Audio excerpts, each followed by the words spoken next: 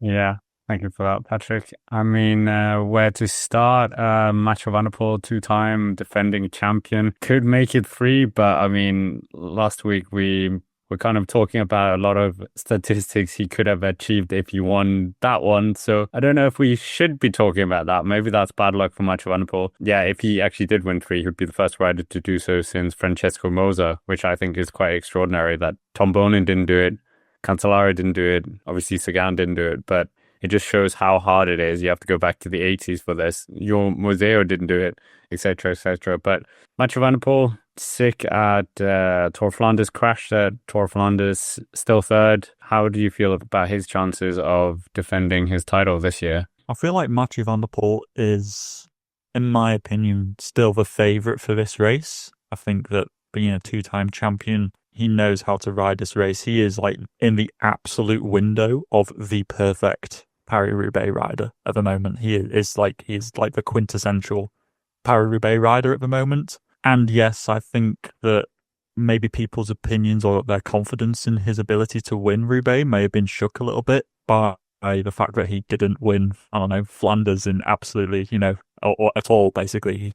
He got dropped by Pogačar, but you have to remember that Roubaix is a different beast to the Tour of Flanders. It's pretty much very flat, and that does favour the heavier riders who can just produce absolute power. And Van der Poel is absolutely adept at that. And yeah, I think that, people shouldn't let that recency bias of Pogačar beating him at Flanders to cloud their vision. I think Van der Poel is still absolutely in the fight for this. And like you say, he was ill apparently going into the Tour of Flanders. So as long as he just doesn't interact with anybody seemingly in the next week up to sort of Paris-Roubaix, I think that he is still going to be the man to beat. We've mentioned a few times about, well, not here, but like in the past, him and Philipsen won two, that very good team tactic that they did last year against Mads Pedersen and the year before as well, with Wout van Aert feeling the force of it. Yeah, Jasper Philipsen, how does he play into this? And obviously they also had another rider in top 10 last year, Gianni Vermeersch. So a very strong team all out. And do you think Jasper Philipsen is still that, I want to say plan B, but like he would have won it? Maybe he's a good backup plan in a way. Yeah, I think he is. You're absolutely right. And part of Van der Poel's successes over the last 2 years have been because Philipsen has been there, and he just anchors that second group and really discourages the chase because, let's face it, nobody really wanted to bring Jasper Philipsen, one of the fastest sprinters in the world, to the finish line because he would have just dusted them off anyway, which he ended up doing nonetheless. So I think Philipsen is honestly very integral to Van der Poel doing well on Sunday. If Philipsen isn't there, I think Van der Poel's going to have a tougher time of it to try and get rid of the other oppositions because there's a lot of teams here who have not just their leader, but probably a backup leader as well. And I think that Philipsen needs to be on his kind of best game to do well here. I'm not sure how well Philipsen's doing. His recent races haven't been that great. He's been getting dropped, in like Dwarsdorf Landren, he was dropped quite early. He was kind of up in the fight in Gent-Wevelgem. He followed that Mads Pedersen attack, but then didn't really compete for the sprint in the end. So I'm not quite sure where to gauge Philipsen's format, but he really needs to be up there in order to help Mathieu van der Poel try and win this race.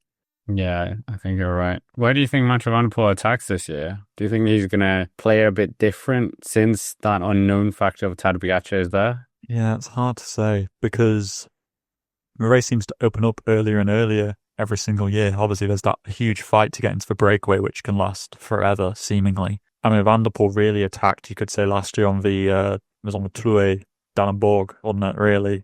Well, I remember he was putting, Pedersen and in a bit of a box there. So I'd say probably it might be, Allenberg, possibly, that you see Van der Poel start to really open things up. That would be my guess, because that'll be, how many kilometers in is that? That is 161 kilometers in. So that's going to be 90 odd kilometers still to go. But it provides such a good opportunity. Like the Arenberg is got to be one of probably the most feared cobbled sectors of the whole race. I know there are two other 5-star sectors, but there's something about the Arenberg which has just got this really fearsome element to it. And it's also worth noting they've changed the approach to it, so they don't have that weird kind of dog leg, which was just god awful last year. Let me just add that in. They've added in kind of like a weird chicane beforehand. I don't know how to really explain it, but basically it's just a little chicane to try and slow him down a little bit. But I think, yeah, you might see Van der Poel go the Arenberg. I think, really see what Pogačar's made of. You basically think the break is going to be a non-factor once more in Paris-Roubaix? Pretty much, yeah. I think it probably will be. If last year's anything to go by, I think that the break is going to spend 2 hours trying to form,